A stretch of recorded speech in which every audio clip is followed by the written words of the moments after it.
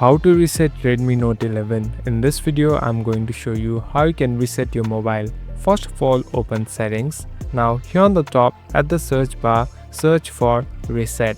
So many reset options will be available, but scroll down until you find the option called factory reset. So tap on it.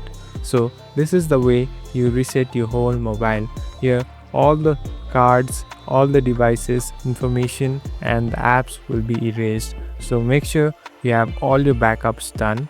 And at last, here on the bottom you can see this option called erase all data. Simply tap on erase all data and your mobile will be resetted to a new one.